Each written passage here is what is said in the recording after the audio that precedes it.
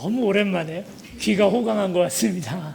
하나님께서도 많이 기뻐하시고 기다렸던 찬양이 아닐까 하고 생각이 됩니다. 우리 하나님 앞에 영광의 박수 올려드리겠습니다. 지난 주간 동안에 그 온누리 교회에서 이웃과 그리고 또 지역사회를 돕고 작은 교회들 돕는다 하는 취지로 한 50만 원 상당의 작은 교회들에게 50만 원 상당의 물건을 사서 주는 그런 프로젝트가 있대요. 그래서 이제 저희 동기 목사님 한 분이 연락이 와서 세원교회도 도움을 받으면 어떻겠나 하더라고요.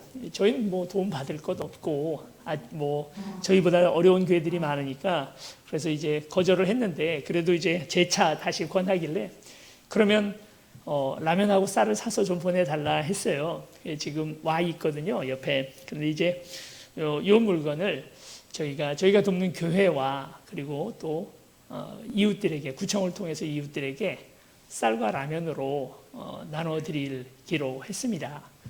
교회를 위해서도 계속 기도해 주시고 오늘 우리가 그 어렵기 때문에 못 돕는다 하는 생각보다 어려울 때일수록 도와야 되지 않나. 우리만 사는 것이 아니고 그것이 바로 예수 그리스도께서 당신의 생명을 나눠주신 가장 중요한 의미가 바로 이 부분이 아니겠나 하고 생각이 듭니다.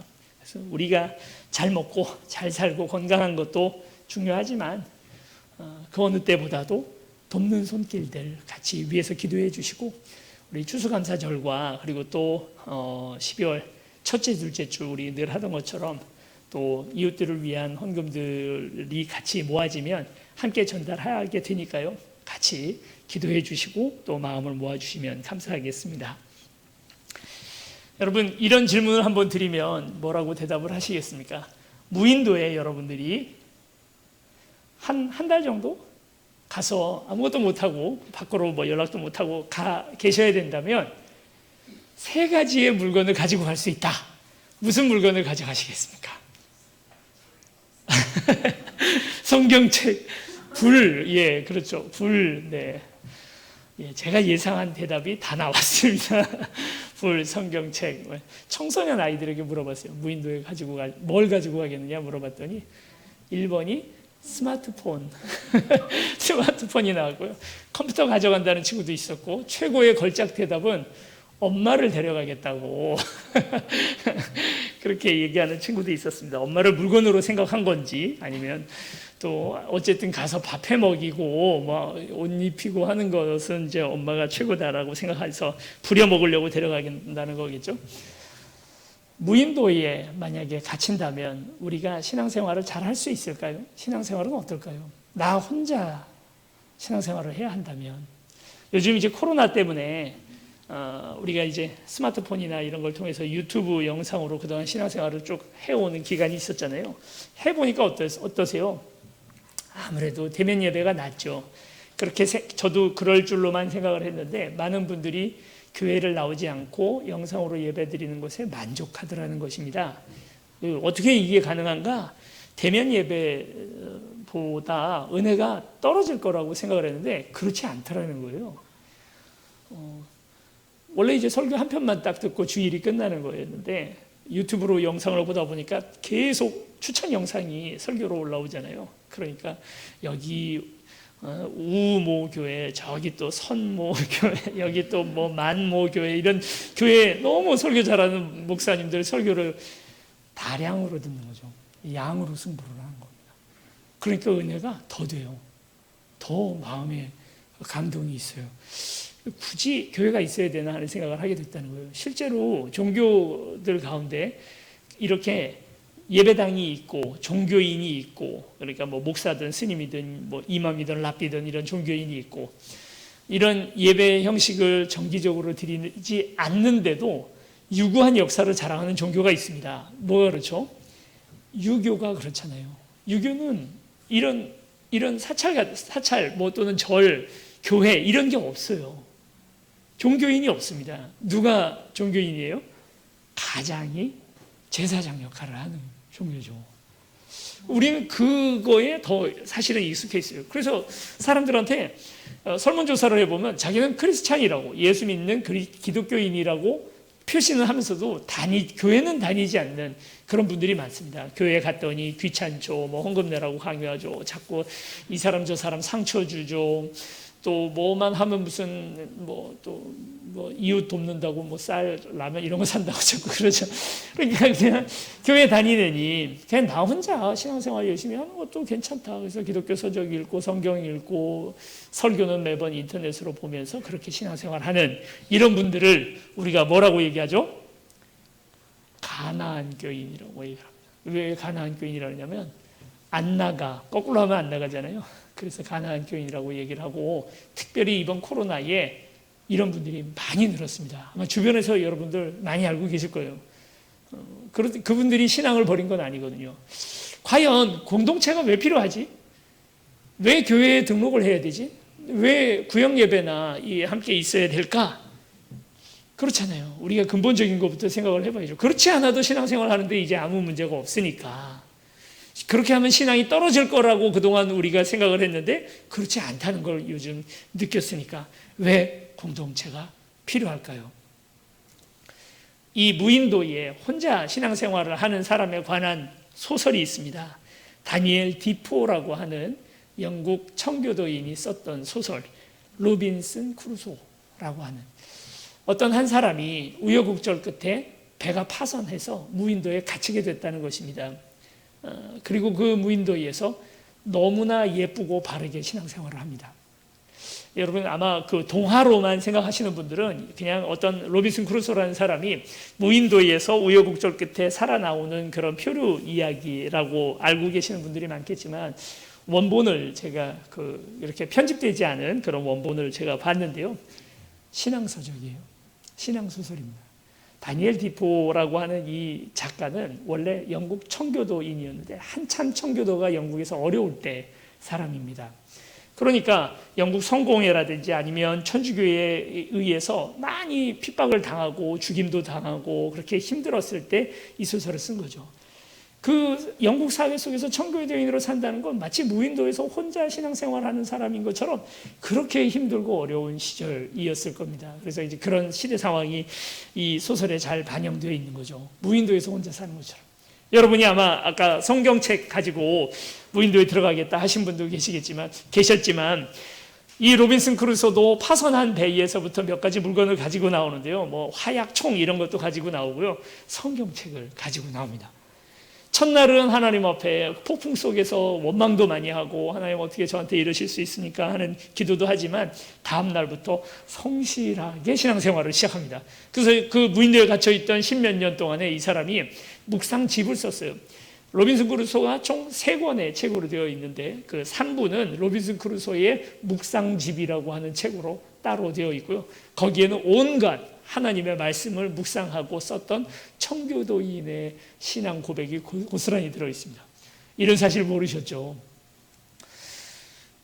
그러다가 이제 이 로빈슨 크루소가 프라이데이라고 하는 원주민 한 사람을 구해주는 일이 벌어집니다.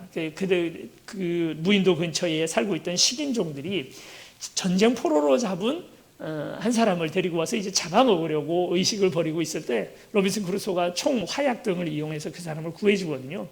그리고 그 사람을 자기 종으로 삼아서 전도하고 또 둘이서 함께 이제 그 무인도를 이렇게 관리해 나가는 그런 모습들이 보여지죠.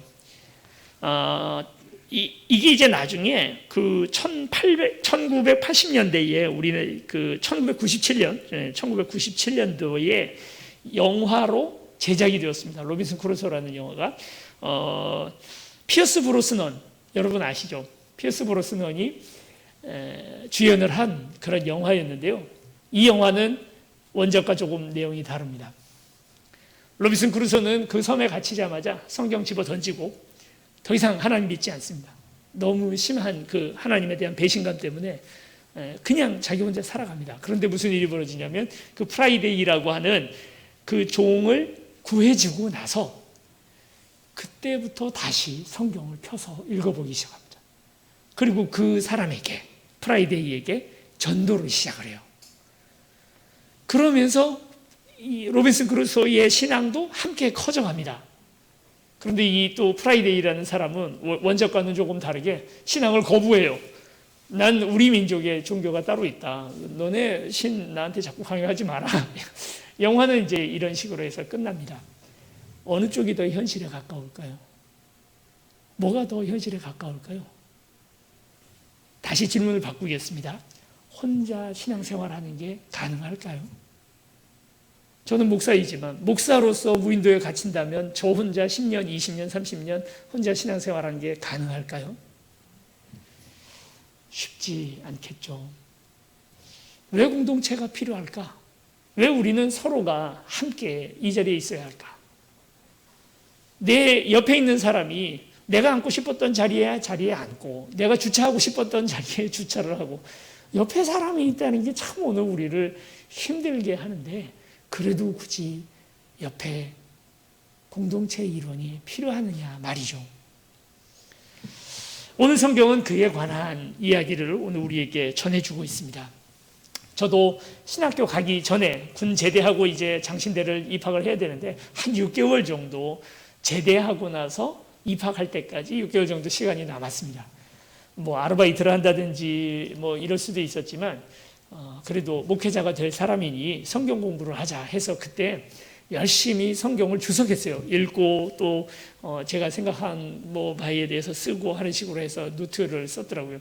한 5년 전에 이사하느라고 이렇게 집을 치우고 있는데 그때 그 묵상했던 노트가 발견이 됐습니다. 그래서 쫙 읽어봤어요. 세상에 이단도 이런 이단이 없어요. 어떨 땐 신천지도 됐다가 어떨 땐 또 통일교도 됐다가 세상에 나 혼자 누군가의 도움 없이 성경을 읽게 되면 여러분 그 이만이나 이런 사람들이 어떻게 이단이 됩니까? 물론 그들의 스승도 있고 뭐 그리고 계보, 족보가 다 따로 있긴 있더라고요. 그런데 많은 이단들이 기도원에서 혼자 성경 읽으면서 이단이 됩니다. 성경을 잘못 보면 누군가 도와주는 사람이 없으면 함께 공동체의 도움이 없으면 신앙생활을 바르게 하지도 못하고 지속적으로 하지도 못하게 되는 거죠. 중풍병자가 있습니다. 이 사람은 자기 의지로 예수님에게 나가지 못합니다. 이 중풍병자에게 딱 한 가지 희망이 있다면 그건 바로 뭐냐면 예수님을 만나는 거예요. 만나야 돼요. 뭐 요즘처럼 의학이 잘 발달이 돼도 중풍병을 고치기가 쉽지가 않잖아요. 중풍병이라는 게 뭡니까? 뇌에 어떤 여러 가지 이유에 의해서 혈액, 산소 공급이 5분 이상만 되지 않아도 뇌의 일부의 기능들이 썩고 죽게 되는 것. 그래서 몸이나 이런 것들을 자유자재로 움직이지 못하는 것이 바로 중풍병이잖아요. 오늘 우리의 영적인 중풍병이 오늘 우리에게 있다는 거예요. 여러분 한번 질문하겠습니다. 여기 계시는 분들 중에 내가 아무 다른 사람의 도움 없이 나 혼자 교회의 진리가 있다는 생각 때문에 교회에 오고 예수님을 믿게 된 분 계신가요? 나를 전도한 사람이 아무도 없다. 모태신앙이면 어머니가 나를 전도했을 것이고 또 저처럼 중간에 신앙을 영접하고 들어오신 분들은 뭐 친구라든지 누군가 주변에 있는 어떤 사람이 나를 전도했을 수 있겠죠. 누구도 없어요. 내 힘으로는 내 의지로는 교회 가고 싶지 않습니다. 예수님 믿고 싶지 않습니다. 누가 도와줬기 때문이에요. 오늘 이 중풍병자가 예수님 만나야 되는데 누가 도와줍니까? 옆에 친구들이. 이거 혼자 데리고 가지 못해요. 이게 신체적 장애가 있으니까 어쩔 수 없이 침상째로 들 것처럼 들고 예수님에게 갑니다. 이 중풍병자가 예수님을 만나는데 세 가지의 장애가 있는데 먼저는 자신의 병이죠. 두 번째 장애가 있습니다. 이건 가봤더니 예수님이 한가운데 계시고 수많은 사람들이 옹위에 서 있어요. 예수님 옆에 다 옹위에 서 있는 거예요. 이 사람들 때문에 예수님한테 못 들어가는 거죠. 세 번째 장애가 있는데 그건 바로 건물입니다. 예수님을 둘러싸고 있는 그 건물 때문에 예수님에게 다가가지 못합니다. 몇 해 전에 홍해의 기적 해서 유튜브에 영상 하나 올라온 적이 있습니다. 그게 이제 나중에 뉴스에도 소개가 됐죠. 어떤 영상이냐면 고속도로에 꽉 막혀 있는데 뒤에 앰뷸런스 한 대가 위급한 환자를 싣고 사이렌을 울리면서 다가옵니다. 근데 그 막혀있는 고속도로에서 어디 뭐 한 군데 피할 수 있는 데가 없잖아요. 그러니까 앰뷸런스도 오도 가도 못하고 안에 환자는 지금 당장 다급한데 차들이 전부 다 옆으로 다 세워져서 차선 하나가 옆에 서는 거예요. 단 2분, 3분도 다 채 지나지 않아서 앰뷸런스가 시속 100km로 병원을 향하여 나아갈 수 있도록 쫙 갈라지는 거죠. 홍해의 기적이라는 제목으로 그와 같은 아름다운 이야기가 소개가 되었죠. 뒤에 중풍병자가 왔는데 예수님 만나야 됩니다. 거기에 서 있는 사람들 다 예수님 믿는 사람들이죠. 예수님을 아는 사람들이고 예수님의 말씀을 들으려고 온 사람들이죠. 그럼에도 불구하고 누구도 비켜주지 않고 있어요. 지난 한 2달 됐나요? 2달 전에는 또 그와는 정반대의 소식이 우리 마음을 아프게 했습니다. 똑같은 상황, 그러니까 70대인지 그런 이제 노모가 지금 다급한 병으로 앰뷸런스로 가야 되는데 어떤 운전자 한 사람이 이 앰뷸런스를 막아선 거예요. 내려보시라고. 여기 진짜 환자가 있는지 내가 내 눈으로 보겠다고. 그래서 앰뷸런스 기사는 다급하게 지금 안 가면 죽습니다 하는데도 그거 하지 말고 문 열어보라고. 이렇게 거짓말하는 앰뷸런스가 얼마나 많은지 잘 모른다고 하면서 끝까지 앰뷸런스를 막아섰죠. 결국 그 위급했던 환자는 결국 그 골든타임을 놓쳐서 생명을 잃게 되는 안타까운 사고가 있었습니다. 왜 안 비켜줄까요? 왜 중풍병자가 왔는데 사람들은 그 옆에 그냥 서 있느냐 말이죠. 기득권이거든요. 전에 한번 청소년 집회에 아이들 데리고 한번 가본 적이 있었습니다. 뭐 아주 유명하신 분이 말씀을 전하시고 수많은 아이들이 정말 뜨겁게 기도하는 그런 기도회였어요. 그런데 이제 말씀을 마치고 예배가 마쳐지고 점심 먹고 이제 오후 집회를 시작해야 되는데 몇몇 아이들이 예배당을 떠나지 않는 겁니다. 기도하느라 그랬을까요? 그게 아니고요. 목사님이 시켜서 아니면 뭐 인솔에 온 전사님이 시켜서 자리 맡고 있느라고. 맨 앞자리를 놓치지 않기 위하여 여기다 성경책 10권을 쫙 깔아놓고 애 하나가 그걸 망보고 있는 거예요. 그 나머지 애들은 다 가서 밥 먹고 오면 교대해 주는 거죠. 모든 교회들이 다 그러고 있더라고요. 기득권. 내가 먼저 와 있다는 사실. 내 자리를 비켜주지 못하는 그런 마음들. 이미 내가 누리고 있는 이 권한을 누군가 다른 사람에게 양보하고 싶지 않은 거죠. 교회조차도 그럽니다. 교회 내에 처음 오시는 분이, 처음 신앙생활 하시는 분들이 예수님을 만나기 가장 힘든 이유가 뭡니까? 아이러니하게도 그게 예수 안 믿는 뭐 부모들이 말려서도 아니고 아니면 교회를 미워하는 어떤 주변의 이웃들 때문도 아니고 교회 내에 있는 사람들에 의해서라는 거예요. 교회 내에 있는 사람들에게. 왜 교회에서 상처받습니까? 교회 내에 있는 사람들 때문이죠. 교회 밖에 있는 사람들이 오늘 우리를 미워하고 우리를 공격하는 게 아니라 도리어 안에 있는 사람들, 믿는 사람들에 의해서 그렇더라는 거예요. 이러니 공동체가 뭐가 필요합니까? 공동체 때문에 상처받고 공동체 때문에 힘들어지고 공동체 때문에 신앙생활을 잘 못하고 공동체 때문에 말씀이 막히는데 이와는 정반대의 공동체가 바로 그 중풍병자의 친구들이라는 거예요. 이들은 도리어 침상을 들고 이 한 사람이 예수님을 만날 수 있도록 최선의 길들을 노력을 합니다. 세 번째 이 사람을 맡고 있는 것은 건물이라 말씀을 드렸죠. 1517년 10월 31일, 그러니까 지금부터 503년하고도 하루 전 독일 비텐베르크 성당 앞에 95개조의 반박문이 붙었던 날입니다. 10월 31일, 그러니까 어제가 이제 그 503주년이 되는 그런 날이었습니다. 500주년 때는 우리나라에서 많은 목사님들 또 많은 신앙인들이 그곳 비텐베르크에 구경을 갔었죠. 그때 종교개혁을 보기 위해서. 루터라는 사람이 이제 그곳에 반박문을 붙였는데 루터는 굉장히 겁이 많은 사람이었답니다.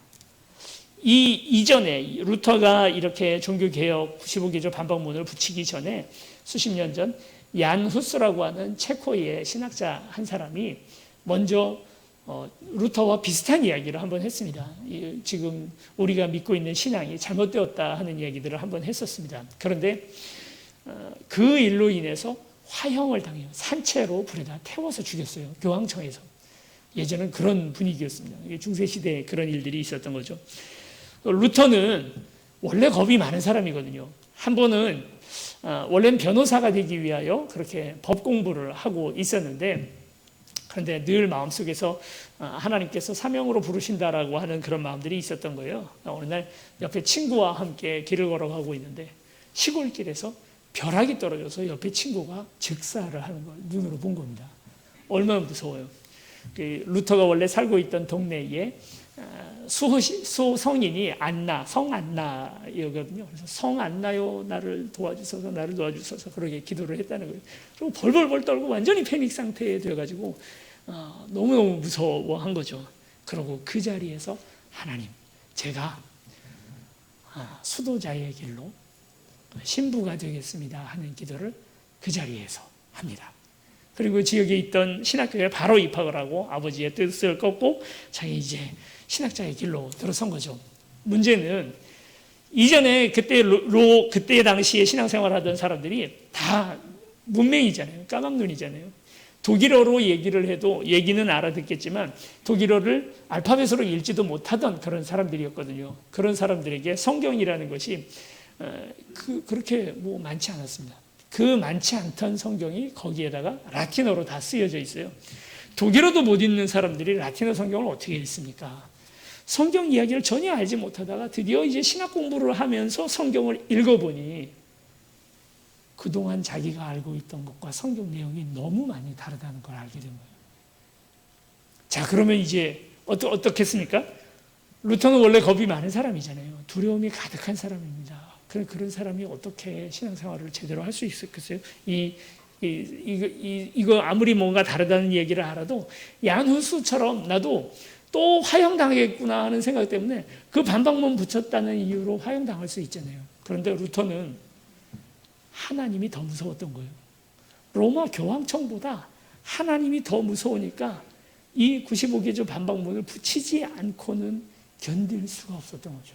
너무 무서워서 그는 종교개혁을 시작합니다. 교회가 단단히 굳어서 벽이 되고요. 지붕이 만들어져요. 예수님을 그 안에 모셔놓고 절대로 못 나가도록 비밀로 만들어버렸어요. 이와 같은 교회를 깨고 지붕을 뜯어내고 중풍병자를 달아내리는 겁니다. 어떤 행정 시스템이 오늘 우리를 싸고 있던 전통이라고 하는 틀이 정말 하나님을 만나는데 가장 큰 방해가 될 수도 있는 거죠. 절차가 있고 법이 있고 전통이 있습니다. 우리는 그게 우리를 편하게 하고 때로는 오늘 혼란스러운 상황 속에서 우리를 안정되게 해주는 좋은 틀이 되기도 하지만 그러나 그게 본질을 가려버리는 경우에는 이와 같이 되는 거죠. 그런데 이 네 명의 친구, 4명일지 몇 명일지 알 수가 없습니다. 둘일 수도 있고, 그러나 아마 침상을 한쪽씩 붙들고 내린 거 보면 한 4명 정도, 최소한 4명 이상은 되지 않았을까. 이 친구들이 썼던 방법은 바로 뭐냐면 상식을 깨는, 마치 콜럼버스의 달걀처럼 상식을 깨는 방법으로 예수님에게 이 위급한 환자를 바로 내려줍니다. 지붕으로 올라가요.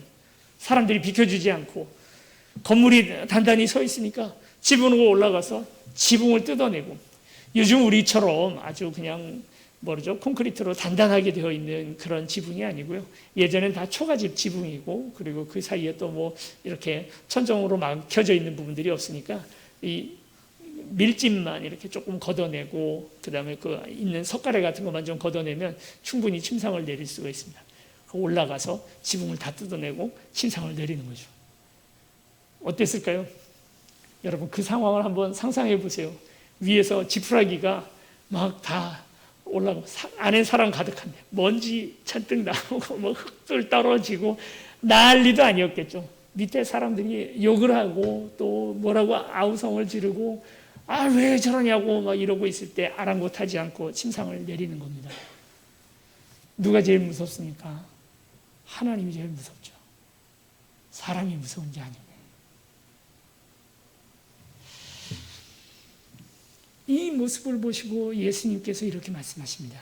친구들의 믿음을 보시고, 온 성경 그렇게 적고 있습니다. 이 친구들의 믿음을 보시고 이 환자를 고쳐주시는 겁니다. 어떤 공동체가 되어야 할까요? 예수님과 어떤 사람이, 이 위급한 사람이 만나지 못하도록 옹이하고 서 있기만 하고 자리도 비켜주지 않고 나의 기득권 놓치지 않으려고, 내가 이 자리에 들어오려고 새벽부터 와가지고 예수님 만나려고 저 앞에 서 있다가 그래도 5번째 줄까지는 와서 내가 이 자리를 차지했는데 누가 자꾸 새치기에서 들어온단 말이야. 절대 안 비켜줘 하고 있는 그런 사람들. 예수님은 사랑에 관한 이야기를 계속해서 전하고 있는데 말은 아멘 아멘 하면서도 그러나 결코 이 환자를 위하여 피해주지 않을 그런 사람, 그 공동체, 그걸 공동체라 할까요? 무리에 불과한 거죠. 어떤 사람들은 지붕을 뜯고 본인이 욕을 먹더라도 이 중풍병 환자 한 사람을 예수님에게 틀을 뜯어내고 예수님에게 달아내리는, 여러분 이게 바로 믿음이 아닙니까? 예수님께서 칭찬하시는 믿음이죠. 우리가 이렇게 불편하고 힘들어도 그래도 공동체가 필요한 것은 오늘 이것을 위해서입니다. 교회가 해야 할 가장 중요한 기능이 뭡니까? 우리가 우리 스스로가 예배 잘 드리고 우리끼리 재밌고 우리끼리 즐거우면 그걸로 교회의 끝이 아니라 이 교회 공동체를 통하여 어떤 또 다른 중풍병자 한 사람을 예수님에게 달아내리는 공동체가 되어야 되잖아요. 한쪽 구덩이는 목사가 잡고요, 또 한쪽 구덩이는 장로님이 잡고, 또 한쪽 구덩이는 우리 안수 집사님들이 잡고, 또 한쪽 구덩이 우리 권사님들 또 서리 집사님들이 잡아서 거기 너무 빨라요, 천천히 내려요, 그쪽 조금만 더 빨리 내리세요, 하나 둘 하고 그거 내리는 거, 예수님께 그 한 사람을 만나게 해드리는 이게 진짜 공동체 아닙니까? 그냥 벽으로 다 옹이하고 서서 딱딱한 벽이 되어서 도저히 주님을 만나지 못하고 주님이 어떤 분인지 알지 못하게 가리고 서 있는 것이, 그걸 어떻게 공동체라고 말하겠습니까? 오늘 우리도 우리 세운교회를 여러분 위하여 많이 기도해 주시기 바랍니다. 우리가 다 걱정하는 바는 정말 지금 교회 성도들도 많이 줄고 있고, 우리 교회가 준다는 게 아니죠. 우리 교회는 그렇지 않은데 많은 교회들이 지금 줄고 있습니다. 어느 누군가 얘기를 하기를 지난 한 달 동안에 교회 건물이 경매로 나온 게 180여 건 정도가 된다고까지 합니다. 지금 교회가 어려운 교회가, 예전엔 작은 교회들이 어려웠는데 코로나 때문에 이제는 빚내서 교회 졌던 교회들은 다 어려워졌어요. 정말 그렇게 다 어려운 가운데 있습니다. 이런 어려움들 속에서 우리가 10년 뒤에 우리 교회가 어떤 모습일까, 우리 이제 이런 여러 가지 고민들을 합니다. 근데요, 지금 10년 뒤를 걱정할 때가 아닙니다. 우리는 100년의 기초를 놓아야 되잖아요. 이제 우리 교회가 세워진 지가 3년이고 이제 시작을 합니다. 아장아장 어린아이처럼 걸음마를 시작한 오늘 우리 교회는 인쇄대, 전통에 굳이 매여 있을 아무런 이유가 없어요. 시대가 달라졌습니다. 어떤 사람들은 그렇게 말하죠. 시대가 달라졌고 그 시대에 맞춰야 한다라고 얘기를 하지만 저는 그것도 아니라고 생각합니다. 왜 시대에 맞추고 왜 세상을 닮아가려고 합니까? 뭐에 가까이 가야 되냐면 본질에 가까이 가야 됩니다. 종교개혁 이제 503년 하고 하루가 되었는데 그 500년 뒤에 오늘 우리는 어떻게 얼마나 달라져 있을까요? 누군가 이렇게 말했습니다. 우리를 개신교라고 할 때 개혁교회의 준말이 되지 않습니까? 개혁교회는요, 날마다 개혁되어져야 한다. 그렇죠. 날마다 개혁되어야 됩니다. 그 어떤 시스템이나 행정적인 부분들도 원래라는 건 없어요. 원래는 그런 거 아무것도 없었습니다. 그럼 본질은 무엇입니까? 본질은 영혼 구원하는 공동체입니다. 이것이 본질입니다. 내가 그냥 서 있는, 기득권을 지키고 서 있는 그 어떤 무리 중에 한 사람인지, 아니면 어떤 한 사람을 지붕을 뜯고서라도 예수님에게 내려드리고 있는 그 한 사람인지를 여러분 한번 돌아보시기 바랍니다. 나에게 중풍병자 한 사람은 누구인가? 내가 벽을 뜯고라도 예수님 만나게 해주려고 하는 그 한 사람은 누구인지를 한번 물어보시기 바랍니다. 이것이 우리가 공동체로 함께 교회 생활을 하는 가장 중요한 이유입니다. 그저 목사 월급을 주기 위해서, 교회 유지비를 내기 위해서 헌금을 하는 사람이 아니고요. 그저 예배당에 설교할 때 뻘쭘할까 봐 오늘 이 자리를 메우고 앉아있는 어떤 한 사람이 아니고, 한 영혼을 주님 앞에 달아내리기 위하여 우리는 오늘 우리가 얼마나 최선의 노력을 다하고 있는지를 다시 돌아보아야 할 줄을 믿습니다. 왜냐하면 무섭기 때문입니다. 하나님이 제일 무섭기 때문이에요. 남들이 뭐라 하고 뭘 자꾸 바꾸고 변화시키는 것은 수많은 사람들의 저항과 그리고 또 어려움들을 당할 수밖에 없습니다.